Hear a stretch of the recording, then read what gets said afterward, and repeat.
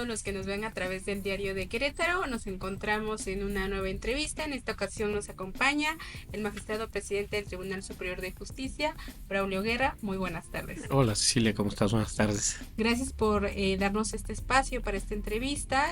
Queremos platicar contigo un poco acerca de los proyectos que trae el Poder Judicial para 2025, en qué se estará enfocando los trabajos de este Tribunal Superior de Justicia, si nos pudieras comentar, por favor. Sí, sí, con mucho gusto. Bueno, el Poder Judicial, pues sin duda es una institución que aporta, que busca coadyuvar a la paz, a la tranquilidad social y a dirimir, es decir, a resolver los conflictos, los pleitos que pudieran haber entre particulares, entre personas que tienen una diferencia. Pues el Poder Judicial busca que esos conflictos pues se le otorgue la razón a una parte u a otra, ¿no? Y de esta manera resolver asuntos que permitan que todo se resuelva bajo una perspectiva pacífica y en el Estado de Derecho. Entonces el Poder Judicial es garante del Estado de Derecho y el Estado de Derecho es parte de nuestra democracia. Entonces poner la atención hoy en el Poder Judicial es buscar precisamente que el derecho sea la guía, ilumine, que sea el faro, la estrella polar de Querétaro. Y creo que es un atractivo también para mucha gente que invierte en Querétaro, que viene a vivir a Querétaro, empresas extranjeras, empresas nacionales que depositan su confianza en este estado para que haya más empleos. Y la base es la paz, la tranquilidad, la armonía y el Estado de Derecho. Entonces el Poder Judicial es fundamental en ello. ¿Qué tenemos que hacer ahora nosotros? Tenemos pues varias agendas, algunas que son de cajón, que es decir, que nos marca algunas reformas federales que tienen que armonizarse a nivel local y que nos ponen un calendario particularmente, ¿no? Uno, necesitamos empezar a trabajar en algo que se llama COSIFAM. COSIFAM nos llevaría el 2025 a la capacitación de jueces y a la rehabilitación y habilitación de salas de juicio oral, ahora en materia civil y familiar. Así como en lo penal pasó de ser escrito a ser oral, ahora tendremos que a partir del 2026, por eso tenemos que preparar todo en el 2025 para que tengamos jueces capacitados y tengamos aulas o espacios donde se puedan realizar juicios orales de manera familiar y de manera civil. Esto va a implicar pues menos tiempo que se use para resolver un asunto, en menos tiempo o más eficacia para que el juez esté presente con las partes y pueda también resolver en derecho a quien le asiste la razón. Esto pasó en el sistema penal. El sistema penal pues no es perfecto, pero es mucho, mucho mejor al que teníamos antes. Entonces la justicia oral, civil y familiar será muy importante. ¿Qué pasa, por ejemplo, si no tenemos nosotros una justicia civil, una justicia familiar expedita, rápida?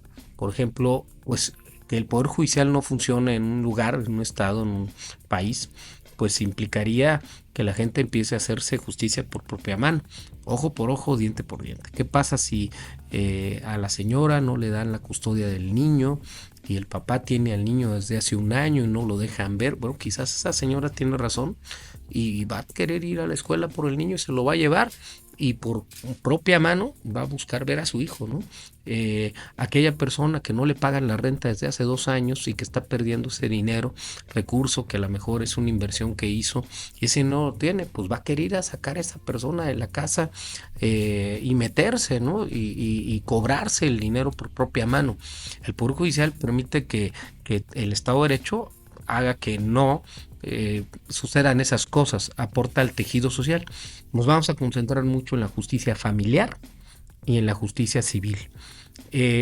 Tenemos por otra parte que fortalecer, y está dentro de la agenda, los mecanismos alternos de solución a controversias. Eso se llaman MASC.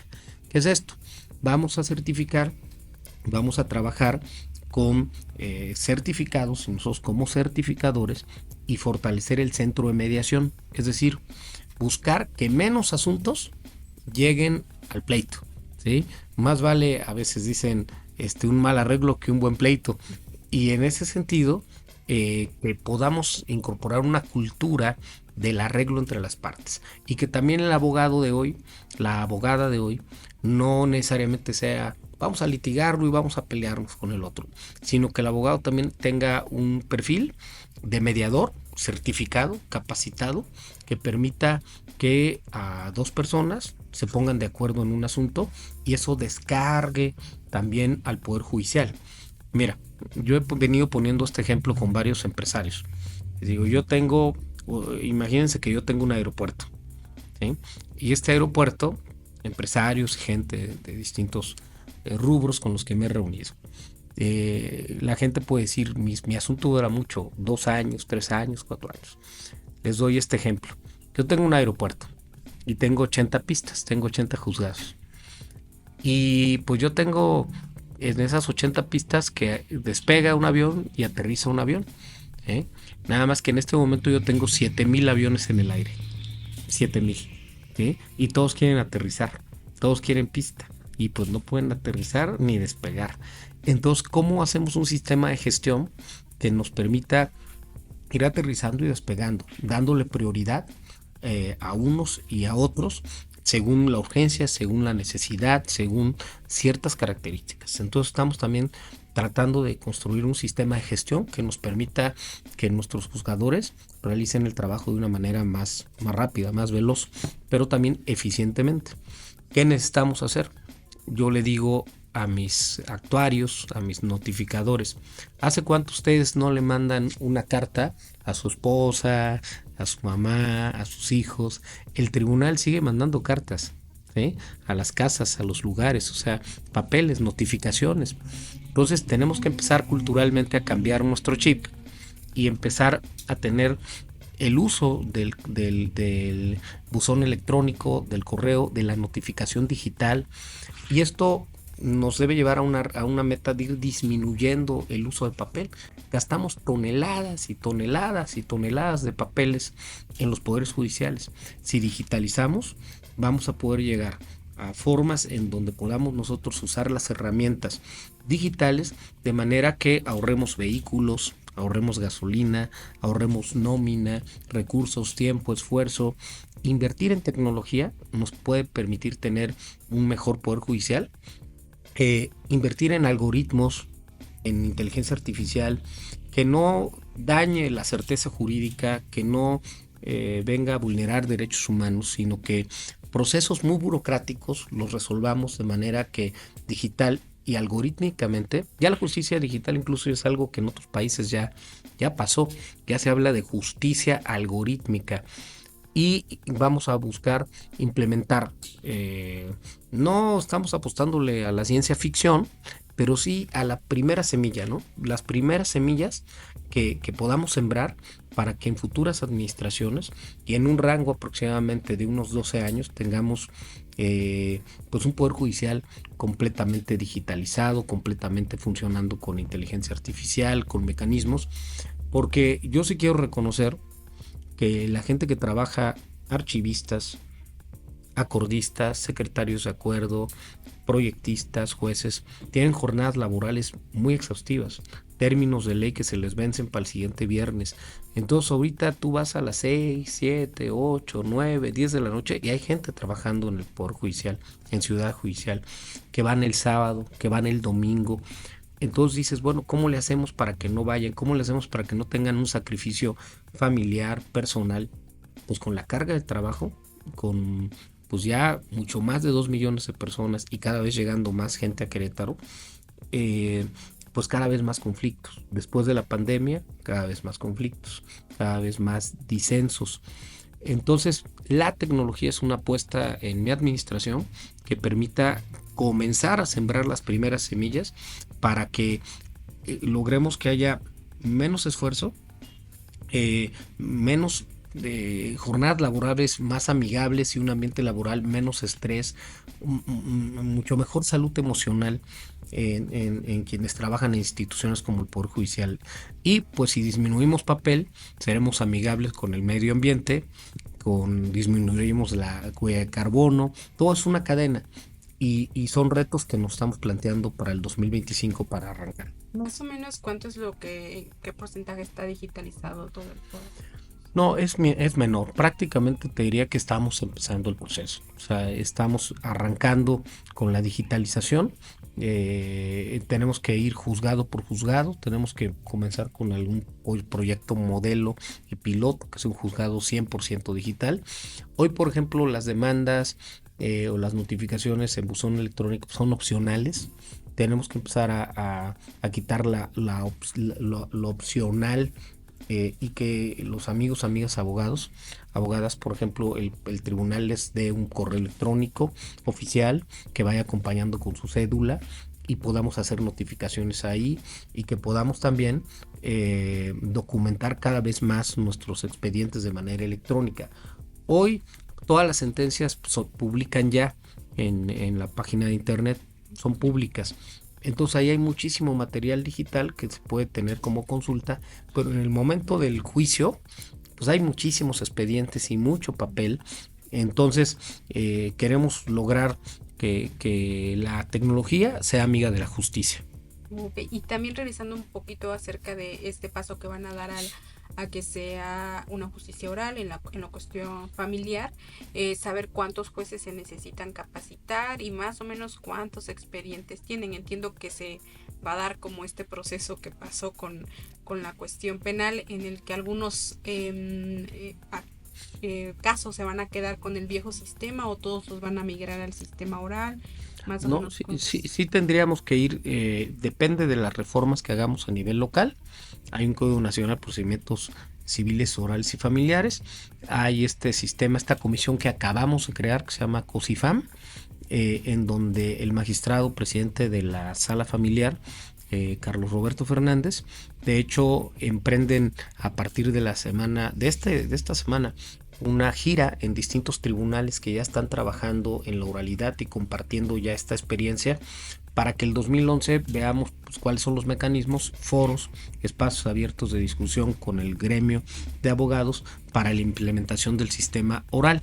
Efectivamente, los juicios que ya están pues iniciados bajo el anterior sistema pues tendrán esas características y tendremos que empezar, es la carga histórica que le decimos, y que tendremos que empezar una justicia oral, familiar y civil con los asuntos que vayan ingresando, ¿no? Que vayan llegando, que es el grueso. Donde está desbordado es la materia familiar. Ahí hay urgentemente que hacer muchas cosas. Tenemos que coadyuvar muchísimo a la mediación, a la conciliación, a la solución de estas controversias entre las partes por una amigable composición. Está siendo complejo y creo que el sistema de justicia oral, que empezará con las primeras 11 salas en el 2026, va a empezar a darle mayor velocidad y mayor certeza y eficacia a la impartición de justicia. Hay tantos asuntos en materia familiar. Más o menos cuántos tienen. Mira, estamos hablando más de 3,000, es decir, pero es que nunca acaba. O sea, la materia familiar, tú puedes tener un convenio, por ejemplo, en donde ya se resolvió la custodia de los hijos y la pensión, y el siguiente mes ya te están pidiendo modificación del convenio. ¿Sí? Es una materia que tiene hacia adelante y tienes reversa, te arreglas, te desarreglas, si pides, vuelves a pedir y está en constante cambio. Entonces, pero cada vez es más el volumen, ¿sí? Cada vez es el volumen en ese tipo de dinámicas. Y te diría, por ejemplo, tenemos nosotros 2 salas civiles y una sala familiar en segunda instancia. Un porcentaje ya de la sala civil, de la sala familiar, ya lo está atendiendo una sala civil y otro porcentaje ya lo está atendiendo la otra sala civil. Para que se den abasto. Porque la materia familiar está humanamente, hacen sacrificios de trabajo, pero se reconoce, y sí lo quiero destacar, un sentido de compromiso. La gente del Poder Judicial tiene la camiseta bien puesta y hay que reconocérselas. Tenemos un buen Poder Judicial muy comprometido, gente muy comprometida con su trabajo y bueno, un gran reto es colaborar. Tengo un proyecto de rehabilitación y también de conformación y creación de centros de convivencia familiar, que es SECOFAM. Por ejemplo, estamos platicando con autoridades municipales de la sierra para poder compartir infraestructura, y porque muchas veces cuando un juez determina que que un niño no puede convivir con su papá, por alguna razón, alguna situación especial, van al centro de convivencia familiar. Entonces vienen desde Jalpan a San Juan del Río, que hay un centro de convivencia muy chiquito, por ejemplo, el de Querétaro no es malo, pero hay que redignificarlo, hay que darle más opciones, hay que rehabilitarlo, hay que hacer que los niños, cuando tengan, niños y niñas, el primer contacto con la ley o el primer contacto con un juzgado, con la justicia, sea amigable, sea que no sea traumático, que vayan a convivir con su papá al Secofam, porque no los dejan un juez por alguna razón hacerlo en su casa, y tengan por los espacios dignos de juegos, de convivencias, de herramientas, cuestiones que les permitan decir a los niños: sí quiero ir con mi papá a jugar, a convivir a ese lugar, no llegar y tener una experiencia fea, una experiencia desagradable que marca a ese niño o esa niña. Y hoy tenemos filas de señoras, de señores, pues que están esperando entregar a sus hijos para la convivencia. Y aunque el lugar ha ido mejorando, me parece que un Secofam en la sierra es una prioridad nuestra, para que la gente de la sierra que tiene temas de convivencia no tenga que venir hasta acá, que lo tengamos allá, rehabilitar el de Querétaro y también ver si podemos lograr gestionar un avance en el Secofam en San Juan del Río. Es decir, queremos imprimirle en esta administración una perspectiva de niñez para que el contacto de los niños y adolescentes con la justicia, que todavía se encuentran pues en una etapa de su vida que requieren de una atención, un protocolo, un trato mucho más amigable, mucho más humano, y es una de las cosas que estamos también trabajando ya. Y en aproximadamente de estos 3,000 casos que me mencionas, ¿son los que se han registrado o los que tiene actualmente en el año? Están en evolución constantemente, suben, bajan, y generalmente en internet, en la página, tenemos una estadística de cómo va cada juzgado, cómo va subiendo, bajando, cómo van sus cargas, porque a veces pues, el asunto ya terminó con un convenio, pero ese convenio nos piden una modificación y ya se reactivó de nuevo, o ya hay una nueva promoción para la materia familiar está en constante ida y venida. La materia penal está muy estructurada.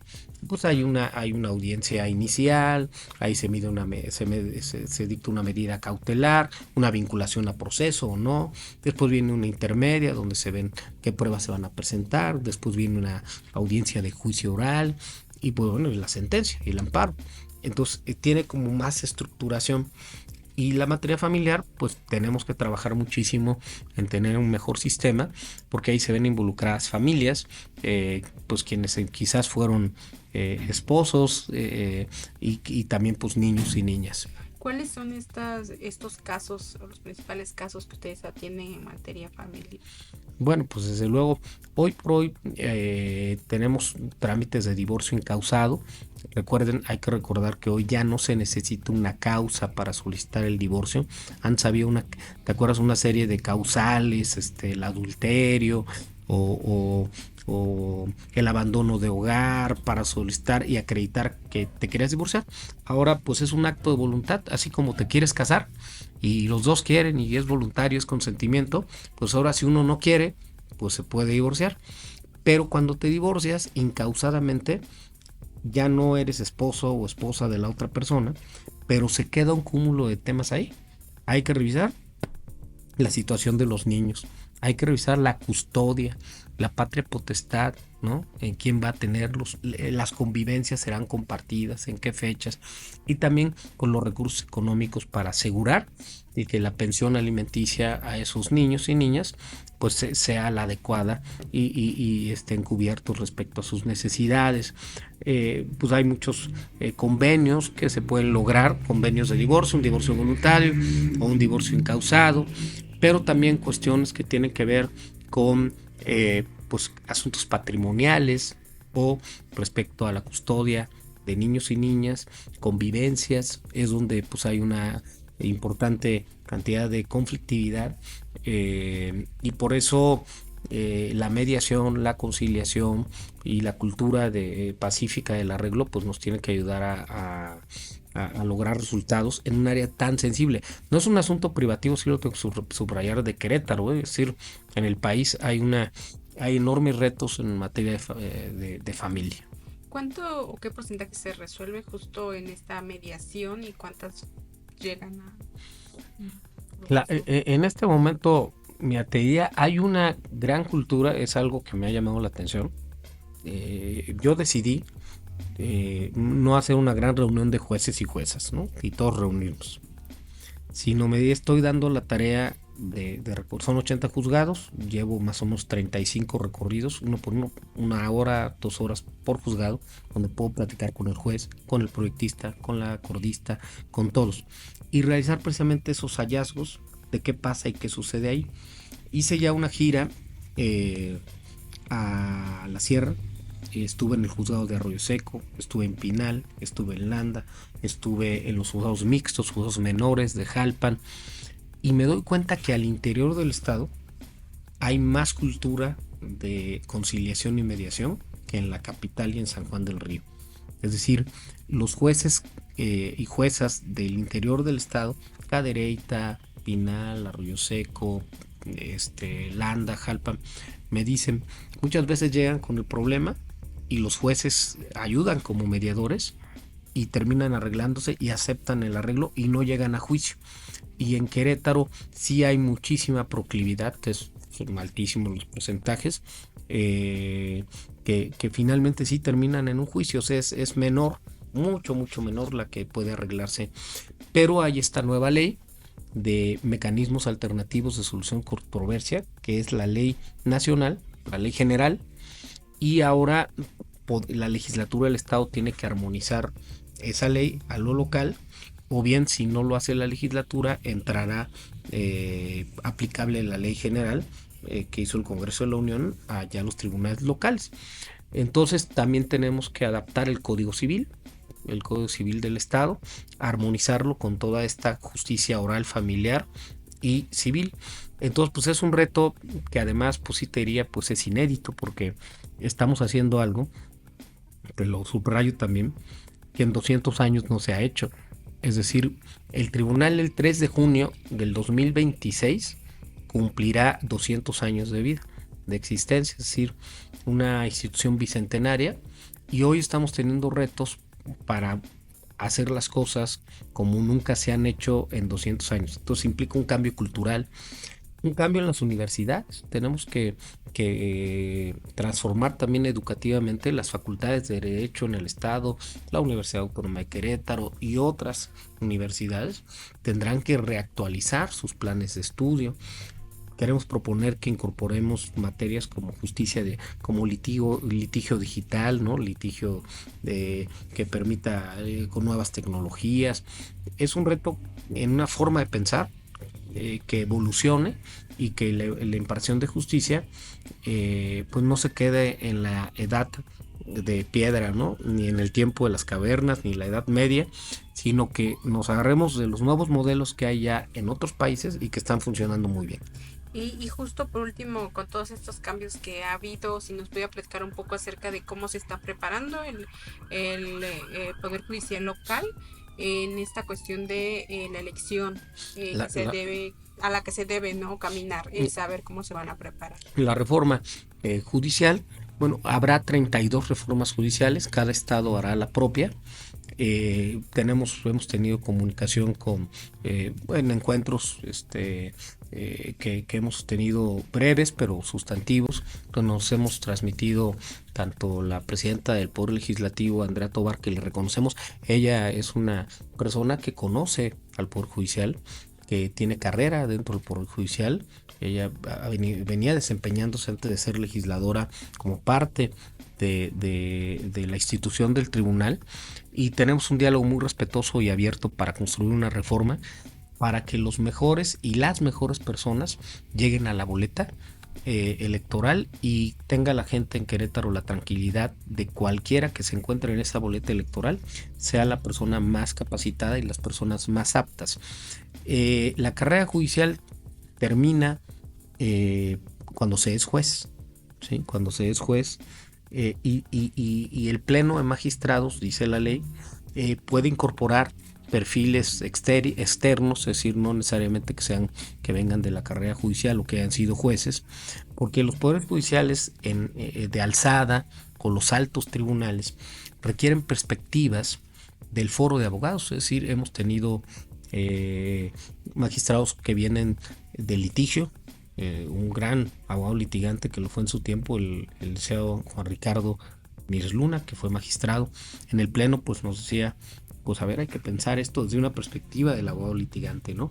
Quienes vienen de ser jueces pues aportan una perspectiva de quienes han sido juzgadores siempre, quienes vienen de la academia, de las universidades, quienes venimos de experiencias legislativas, de haber hecho leyes o de algunas otras experiencias. Entonces buscaremos que las mejores personas en el entorno, defendiendo la carrera judicial en cuanto a jueces se refiere, y sus derechos y garantías, que son sus derechos humanos, laborales y en justicia, sus capacidades, sus talentos de quienes hoy juzgan también, y también que el alto pleno, que el alto tribunal también sea un espacio en donde los magistrados, ¿qué hacemos? Revisamos las sentencias de los jueces, decimos si está bien o está mal, si hay que cambiarla, si hay que dejarla igual, si hay que modificarla, si hay que revocarla, si hay que confirmarla. Entonces necesitas un diálogo muy importante con el Congreso, y en donde el artículo 8º, párrafo 2 de la reforma judicial federal nos marca que los poderes judiciales tenemos competencia para poder proponer modalidades, para poder proponer una serie de aspectos a las legislaturas y determinarán los términos o establecerán los términos y modalidades. Y estamos viendo que algunos poderes judiciales, como el de la Ciudad de México, está trabajando ya con su Congreso, y en CONATRIP, que es la Conferencia Nacional de Tribunales, estuvimos reunidos el 14, 15 y 16, y el presidente de CONATRIP, que es Rafael Guerra, presidente del Poder Judicial de la Ciudad de México, establecimos un reto que para principios de años podamos contar con algunos modelos con los que trabajará la Ciudad de México, para ver si estos pueden ser espejo y retomar lo mejor de ellos en cada entidad federativa, en los 32.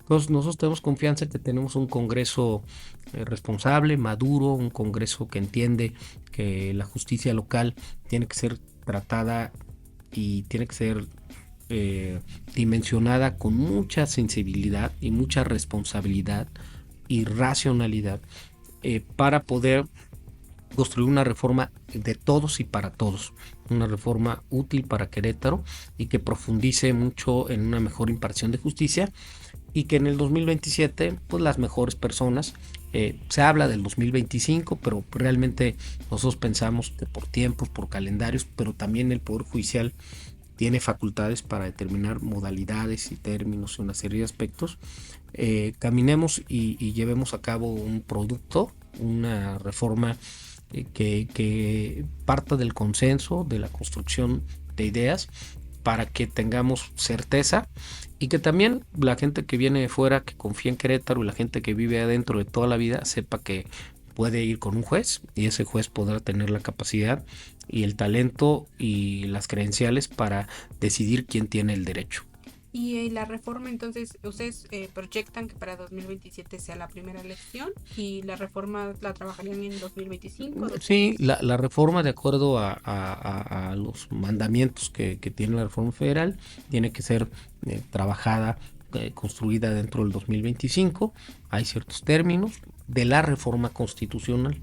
Primero una reforma constitucional y después tendrá que haber seguramente leyes secundarias, y la reforma nos da pues ciertas atribuciones a los poderes judiciales para participar dentro de ella, y estamos abiertos a poder construir que este Poder Judicial bicentenario, cumplirá 200 años, pues cierre un ciclo, que sea Querétaro el mejor lugar para impartir justicia en México.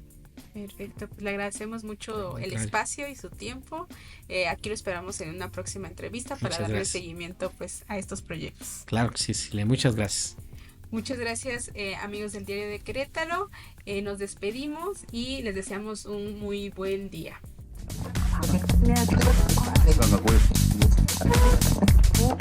Ya, hoy.